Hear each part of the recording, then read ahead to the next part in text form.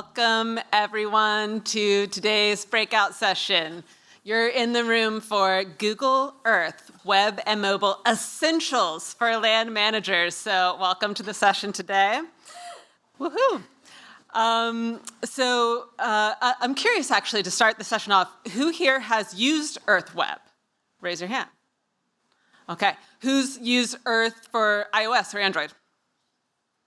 Okay. And who's used Earth Pro? Okay. Who is not sure because they all kind of sound the same? Okay, cool. We are going to learn the difference today.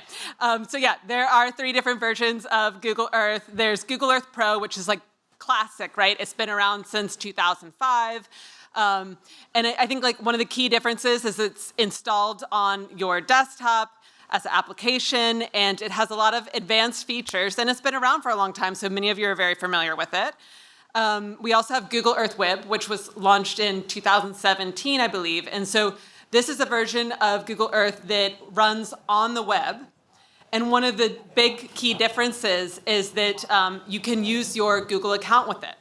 So if you're familiar with Google Docs and Sheets and all those handy tools that allow you to collaborate with teams and easily share on the web, Google Earth Web is really great for that because you can add people as viewers and editors on your map or make it so anyone with the link can view just like you might be used to if you use Google Docs. And then, of course, Google Earth Mobile, so it's available for both iOS and Android. These 3 versions, it feels like most people in the room have experimented with at least one of these, and that's great. So you may have heard Patrick and Cheese talk yesterday at the morning plenary, but one of the things we're excited about is that we just recently launched a new version of Google Earth for web and mobile. It's version 10, right? Shiny and new, version 10. And this is actually the first workshop we're teaching on it. So you all, I'm sorry in advance because you all are testing out this training for the very first time, and you can let me know what we can do to improve it in the future. We're really excited about this new version. I think a couple of things to call out is the feedback we were hearing from users around the web version is that a lot of you are used to using Earth Pro for work, and Earth Web was wonderful for storytelling, but you wanted to use it more for work. You're missing some of those pro features, right? And wanting to be able to use those on the web. So one of the things we've done with the new Earth that Gia and Patrick talked about yesterday is that we've changed the UI to be a more productivity-focused UI, to be able to do things with less clicks, basically. So that is one of the things that is new and different. And then the other thing which I'm really excited about is that for the first time we're bringing those creation tools in Earth Web, so being able to draw on the satellite imagery and annotate it and add things, we're bringing that to mobile as well. So if you've used mobile in the last couple of years, you may have noticed like you can view your Google Earth maps on mobile, but you weren't able to edit them. And you weren't able to add new points to them when you were out in the field somewhere. And so with the launch of Earth 10, you're now able to make maps on both web and mobile. So you can start something in the office, and then you can go outside where that thing you're mapping is, and then add to it there, and then you can see it again when you go back to the office. So we're really excited about this kind of cross-platform workflow. Now let's get on to the hands-on activities. So today I called this Essentials for Land Managers. Caveat, I am not a land manager, so I have talked to a lot of you that are land managers, and so when I designed the session, I wanted to come up with something fun to do with Earth 10 that really spoke to some of the things I've heard when I'm talking to people who are doing conservation planning, who are indigenous land stewards, who are planning out infrastructure and things like that. And so these are some of the common themes that I come up when I talk to land managers who are using Google Earth. Some of the things they're using it for are site selection, understanding potential impacts of projects on the land, using it to coordinate field work, and then also a big piece is just it's such a great tool for communication and to be able to show someone else who's not a GIS professional what you're talking about in the landscape, so stakeholder and community engagement. So I tried to focus the 2 hands-on activities we're going to do today based around these themes, and I hope it's helpful. They are made-up activities. This is not real-life examples. Have to caveat. Okay. So for this first project that we're going to do today, imagine that you are a land manager for this beautiful Bayview campus where we're holding the summit. And one of the projects that you'd like to do in the natural areas outside these buildings is to attract more monarch butterflies to the landscape. And you're going to do that by planting milkweed in order to attract the butterflies. And you're going to create these monarch habitats. So today we're going to go through a couple of steps. We're going to evaluate the land for potential monarch habitats. We're going to visit the sites in person to assess suitability. We're going to share the details about the site, about our proposal with a co-worker, that's me. And then we're going to evaluate the impact of a proposed project on our plan. Before we get started, if you're not familiar with milkweed, first you should talk to Devin, who's from the U.S. Botanical Gardens. He knows a lot more about it than I do. But my TLDR on milkweed is that it does establish very well in a variety of conditions. You should avoid sites that will be wet for most of the year. Avoid dense shade, but semi-shade is okay. It's okay to plant it close to paved areas like sidewalks and such, but you should not plant it in a parking lot island because I believe the monarch butterflies in caterpillar stage, they need to go out and establish themselves somewhere, so don't strand them somewhere. And then the sites must be at least 100 square feet. Someone has to do the conversion in meters for our friends that are not using feet. Okay, so that's what we're gonna do today is we're gonna find places to plant this milkweed.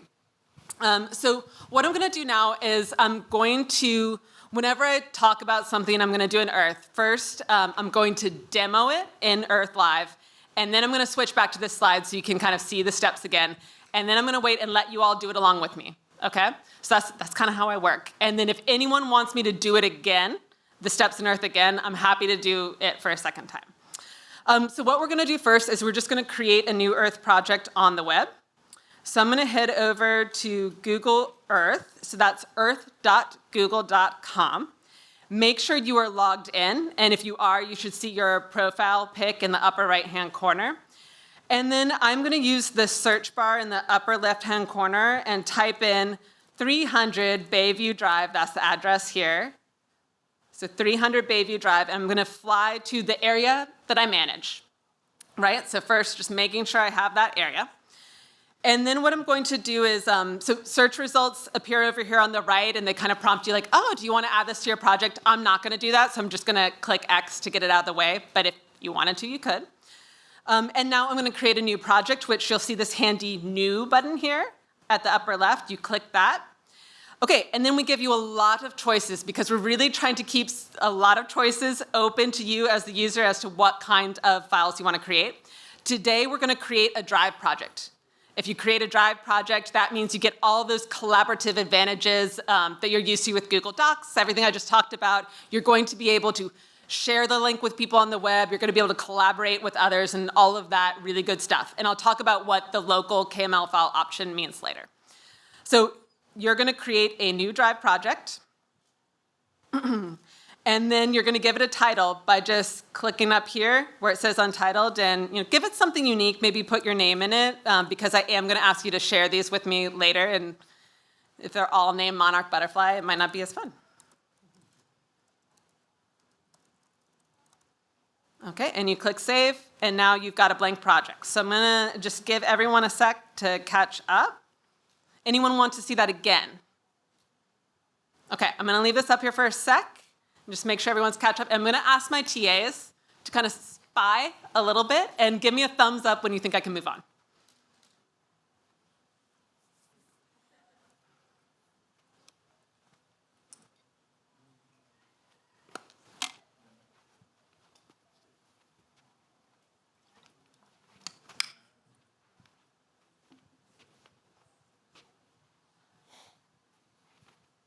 Okay, I'm going to keep moving. All right, so next, the fun part. We're going to propose, 3 or 4. It's okay if you only get one, but propose, a few different sites that might be great to plant milkweed and put in a monarch habitat. So you're going to be looking at the satellite imagery around where we are today, the Bayview campus, And you're going to be searching for those ideal conditions that I mentioned before. And then you can use either the line polygon tool or the ruler, which is the measure tool, to draw your polygon around a potential site. Either one works. One thing really important, I said you should make sure your proposed area is at least 100 square feet. So once you draw your polygon, you'll see this little window pop up on the right, and you'll be able to see the area measurement for your polygon. So let's go ahead over to Earth, and let's see what that looks like. Okay, so again, this kind of square building is where we are sitting right now. Since we're going to go outside, spoiler alert, we're going to go outside and visit these polygons. So I would say don't put your polygons like all the way over here, over there, if you want to be able to visit them in person. So I'm just going to look at the area just right over here to the left of the building, just north of the building. And let's say I look at this area right here and I want to propose it. I either click up here in the toolbar, I click Add Path or Polygon, or I can click Measure. Either one works. Once you click it, then you start clicking on the map in order to put down your points to form the segments of your polygon. And you can be as detailed as you like. Okay, and then when you want to close your polygon, you have to hover over the first point you drew to close it. And then you'll see here, as I was talking about, in the upper right-hand corner, you'll get a perimeter measurement and you'll get an area measurement. You can see my area measurement is in square meters. So the cool thing is you can click on the drop-down and you can change your units of measurement. So I can get square feet, and yeah, it's over 3,000 square feet, so it's fine for a habitat. It's not too small. Once you've done that, do not forget to save your polygon to your project, because we want to have these in our project so we can go out and visit them. The way you'll do that is this little Save to Project button. You're just going to click that, and you'll notice what happens when you click it. It gets added to the left-hand panel as one of the polygons or one of the features in your project. This is where your place marks, your polygons, all the features you add to the project will go in that left-hand panel. And then you get a panel over here that lets you change like the styling and the snapshot view and other things about your feature that you're editing at that moment. And I encourage you to give each site a different name. Untitled Polygon is not a fun name, so I'm going to give it the really fun name of Site 1. And then go ahead and just draw a few polygons. I'm going to do one more, so if you kind of missed anything, this time I'll do it using the measure tool. So I'm going to draw mine here. Again, I'm just clicking to add nodes in the polygon to the map. And then I'm clicking the first point I put down to close my shape, checking that it's big enough and saving to my project, and then giving it a name.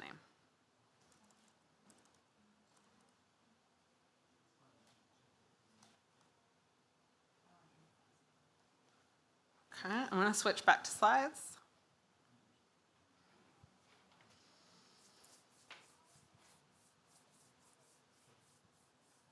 And remember, feel free to raise your hand if you have any questions or want to help.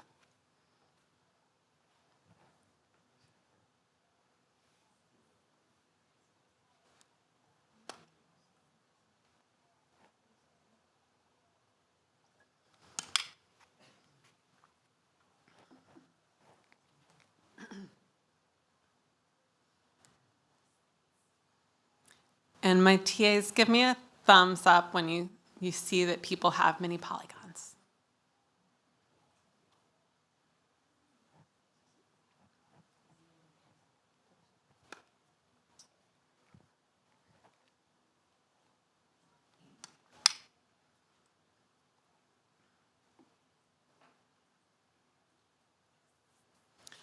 Would anyone like another minute?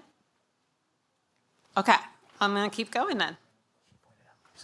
All right, now here's the fun part. We've kept you in this event center with this terrible AC, all week long, and I'm actually going to take you outside to get some fresh air. So this is going to be really fun. What we're going to do is we're going to visit our proposed sites in order to assess the suitability. Because remember, one of the conditions is that it cannot be in full shade. So let's go outside and see, like, is this site shadier than I was expecting it to be, that kind of thing. Maybe we're going to take a picture for our team back at the office because they want to see what the site looks like in person. Maybe add a couple of notes about the site. So that's what we're going to do today. So now what you're going to do is take out your mobile device. This is where it gets a little crazy because everyone has different kinds of mobile devices. So we're going to see how this works. Take out your mobile device. Open up the Google Earth app on your device. Make sure you're logged in with your Google account. And if you're not sure how to do that, what you can do is I wish I had a laser pointer, but in the upper kind of center of the app, if you tap it, this little search bar that you see up there appears.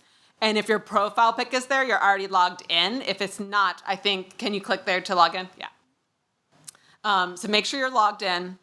And then you're going to open the Drive project you were just working on. And I'm going to take you through how you do that. So I want to make sure, before I do that, I want to make sure, does everyone have their Earth app open? Anyone want me to wait because they haven't got their Earth app open yet? I'll take that as a yes. Is anybody having trouble getting the Earth app to load? Is anybody stuck on the loading screen? All right, great.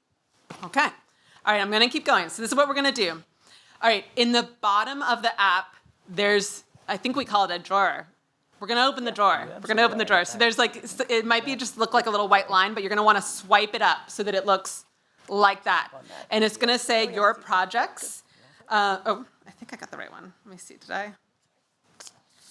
Well, I might have added the wrong screenshot there. But I think it should say, there should be a way to open a project there. I think I got the wrong screenshot. Do you remember what? I'm going to ask the UX designer. What should it say here? So it can also be a black. If you're in dark mode, then the bottom sheet will be black. But it'll be either white or black. And then if you tap that plus button, that's where you'll go ahead and see the next screen. Thank you. Thank you. I forgot about that. That was the right screenshot. You'll want to click that Open from Drive button that you see to the right of Create. Awesome. Okay, so we click the plus button, then we see the screen, and then as Brian just said, where it says Drive Project, you don't want to create a new one because you already made one in the office. So you want to click Open from Drive. Note, you should be logged in with the same Google account you just used to create the map. So if you're not, that will create issues for sure. If you are not, go back to your laptop and share the project that you just made with the Google account that's logged in on your mobile device, and that will work. I can show you how to do that in a sec. Let's assume you're logged in with the same Google account. Click Open from Drive.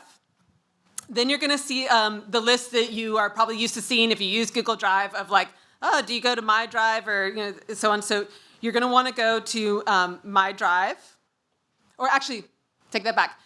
I like to go to Recent, because I literally just made this map, so Recent is going to be the fastest way to find it. If you work with a lot of files, you may want to create a folder in Google Drive that is very recognizable to you if you want to open My Drive and grab maps from there. But go to Recent today. And then hopefully in Recent, at the very top, you see the project you just created with the title that you gave it, with that little blue icon there. And you click that, and then click Select at the bottom of the screen.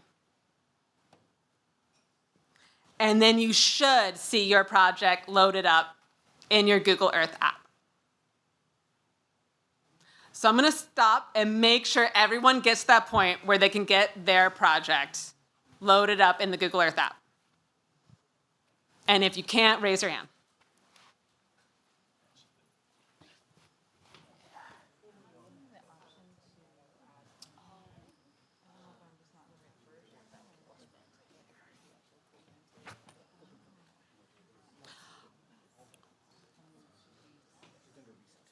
Okay, I'm going to keep moving now because I want to get us outside and get you back in time. So if you don't have it up, TAs, raise your hands again. TAs, raise your hands. If you weren't able to do it, as we walk outside, grab one of these folks and they'll help you get it loaded up. Okay, now what we're going to do when we go outside is we're going to navigate to the polygons that we created, to the sites that we're proposing. And then what we're going to do is we are going to add photos to them and add notes. The way you do that is, let's say this polygon, we're standing at it right now, you tap on the polygon, the drawer will come up with a little bit of information we already know, the area measurements and the perimeter. Click the Edit button. When you click the Edit button, you'll see that now underneath the title, you could change the title, but also there's that plus description, plus media. If you click on plus description, you can start typing in notes about that place. And if you click plus media, you can add from your mobile camera, your photo library, or from a URL. So you'll be able to take pictures while you're out there, and all of those good things go into the info panel for that place. And then lastly, this is extra credit, but if you want to mark a new site while you're out there, feel free to add a point or a polygon. Feel free to measure places and try out adding new places while you're out there. All right, so I am going to stop now. Let's go, because it'll take a while to walk down and get back. My goal is to have us back here at 3:15. So I'm a little bit early. I'm going to go ahead and get started. Welcome back to the room. I hope you were able to add some sites yourself, or if you didn't have connection, I hope you're able to look over someone else's shoulder and just see how it all works. This is my map here, and just, I think I just wanted to show you, I was able to add a couple of photos. Yay! And I was able to add this new proposed site here, so that was pretty fun. Hopefully some of you managed to accomplish this. So what I'd like you to do now is, okay, very important. If you want to see the changes that you made to your map while you're out, you probably have to reload. So the way that you reload is over in Earth. What you'll want to do is these 3 dots indicate an overflow menu for your project. And so you want to click on those, and you'll see now, there's a bunch of options here of things you could do, and you're going to want to choose to reload so the changes that were made on the other device update on the map that you have on your computer. So check out your changes if you made any out there. And then very lastly, I just want to show one other thing I think is really just efficient and fun about the app. Let's say that the colleague you're working with that is going to be actually purchasing the milkweed wants to know how much square footage all the sites are or something like that. One really super convenient thing that you can do is I can click on each of my polygons. And then over here where it has the area measurement, if you just click on the area measurement, you'll see copied to clipboard. And so if I had a spreadsheet open another tab, I could just quickly paste that info in each row and then get a quick tally.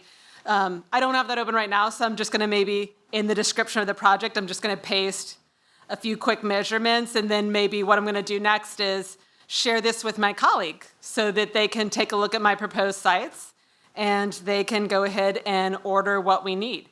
So the way that you will share it with a colleague, couple different ways to do that. You may have noticed that in that overflow menu, there is a share button, but there's also one really obvious one here in the upper right-hand corner, share, this blue button.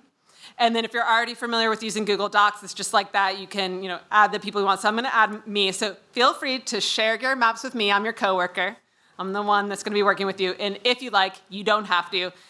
Just to test it out, you can go ahead and share it with Raleigh at google.com. And I'll be excitedly getting all these Monarch maps from you all. All right, so with that, what I want to do, I'm going to move along to the second activity, just in the interest of time. But if you want extra credit, there was one more little activity that you could do to import a KML. So you want that one? Okay, fine. All right, we'll do that one, and then we'll move on to the second activity. Okay, so another scenario. So let's say that there's a rule to protect the monarch butterfly habitats. Loud music cannot be played within 100 feet of a monarch butterfly habitat. And some Googlers want to hold a music concert out there in the field. So they've proposed a location for the music concert. Their proposed location is in the KML file that I asked you to download at the beginning. If you missed that, the tiny URL is written on the whiteboard over there. So go ahead and download that KML. It's called concert_proposal.kml. You're going to import it into Google Earth and then measure the distance between the proposed concert and your butterfly habitats. will you allow the concert to take place in the proposed location, or will you deny their permit? That is the question. Again, to show how you do this, go over to Google Earth. And what you're going to want to do is there's many ways to import a KML file, but since you're already in your project, the fastest way might be to go to File, the File menu at the very top, and choose Import KML KMZ file. And then hopefully you've already downloaded the concert proposal KML. You'll want to select it from your laptop.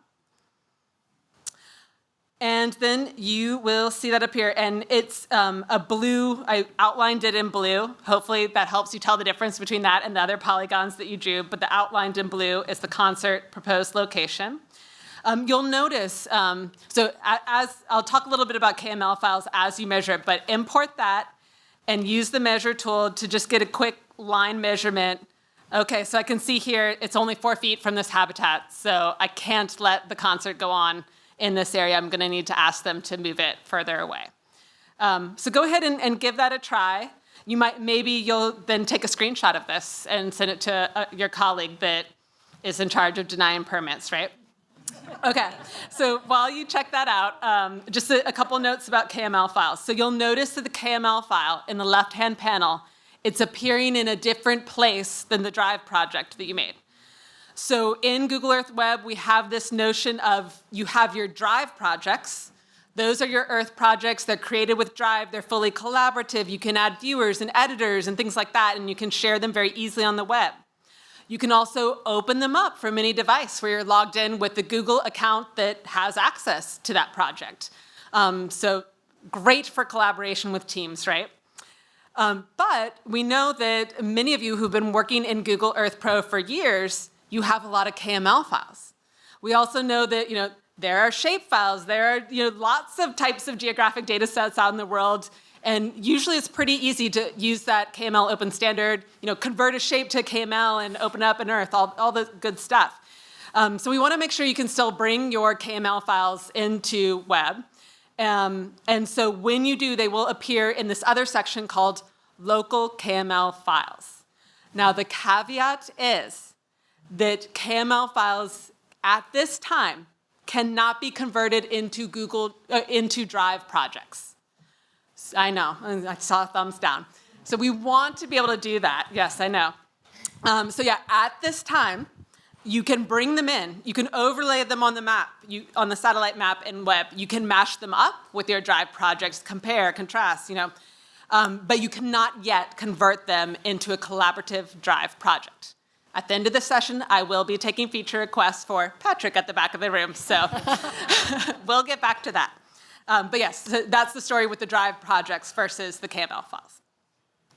All right, so now what I want to do is what I hope will be a really fun activity for you, which will also let you maybe get to know a new person in the room. So this activity is inspired by, Steve, are you still in the room? Oh, he left. Okay. So this activity is inspired by the Firelight Group's direct-to-digital mapping methodology, where Google Earth is used to interview a knowledge holder about their use of the land and their values on the land. Google Earth is a great tool for that because, it looks so photorealistic, like you're really flying over the land. And so it's very easy to pick out those places that you know and love and spend time on the landscape. So imagine that you're the land manager for an area that any community uses, and you've received some funding to make some improvements to that area. And so you want to interview community members about what they value about the land to inform your priorities, your decision-making. So today we're going to interview someone else in the room about their use of the land, and we're going to record all of that in Google Earth using the direct-to-digital methodology. And if this sparks your interest in direct-to-digital methodology, go find Steve. I think they have a guidebook on it. So what we're going to do, here, maybe I'll put this up first. All right, so what we're going to do is we're going to choose one other person in the room to be your partner. And you will need to decide one person will be the interviewer and the other person will be the interviewee. You're going to interview your partner. I have a couple of questions up here, so I'll leave this slide up as you're interviewing. And you're going to ask them, what's the landscape you spend a lot of time outdoors in and you're just familiar with? So you're going to ask them, they're going to tell you, and then you're going to need to take their cues and find that place on Google Earth as the interviewer. So you may need to search, you may need to pan, zoom in, zoom out. You're going to be asking them questions to like orient and figure out like what area of the landscape they're talking about. Then just ask them about some locations that they use on the land. So this could be anything, it could be vacation time, and maybe they're a conservationist, or maybe they use the land for hunting or fishing or something like that. It could anything you want to talk about today that you feel comfortable sharing with your partner. So ask them about locations they use on the land and put down yellow place marks for those locations and add a bit of note about how they're using it. And then again, extra credit if you want to ask all these questions. We may not have enough time to get to all the questions, but another question you could ask are, what are some areas on the land that have changed over time? And add blue place marks for areas where it's, okay, that's changed. We might want to use some of our funding to do something about that if it's a negative change. And then lastly, you could ask, what are some issues that you wish would be addressed or improved about the land? And add some red place marks to flag those and some notes about what the person said. So that's what we're going to do today. We're going to spend about 10 minutes or so in our interview groups. But one really interesting that came up when I was interviewing them are a lot of sightings of a rare spotted owl in this area, but then also some problems with people not respecting that you shouldn't allow off-leash dogs in the park, and those dogs are scaring away the owls. So let's just say that's what happened. And so after I did community interviews and heard this feedback from many people, I decided this is something we wanted to prioritize. And I put down a place mark for recommendation, post more signs about not allowing dogs offline. And then one quick thing I wanted to show you is, let's say you wanted to take your recommendation to some stakeholders or someone and do a presentation where you were kind of showing everything you learned from the interviews with the community, and you want to put together a nice presentation in Earth. One thing you can do is basically what I did is I had 20 points in here, and I chose one owl sighting point, and I added an image to it to make it a little bit more attractive and engaging. I did one for off-leash dogs, and I did my recommendation, and I kind of pulled them. I basically dragged and dropped them. You can do that. I dragged and dropped them in my project to be the first things in my list. And then everything that I didn't want to visit in my presentation, every place mark I didn't want to visit, I actually created a folder. I added a folder, and I dragged everything I did not want to visit in my presentation to the folder. And then you can click slideshow. For some reason, my photos aren't showing up, and I don't know why. But what you can do in the slideshow is basically you can use it kind of like presentation slides. And right now it's flying to my first owl sighting flight spot. And then when I hit my arrow key, it goes to the next spot. And you can kind of advance through. And it creates kind of a compelling presentation to orient people you might be trying to persuade or educate or raise awareness about an area with. You can kind of take them on this tour of the landscape, and it's set up really nicely, and all you have to do is click next to it. So a great communication tool. All right, so with that, what I would like to do with the last 5 minutes is invite Patrick, Chi, John, Brian, if you'd all like to come up here. We can take questions, feature requests, whatever you'd like to say.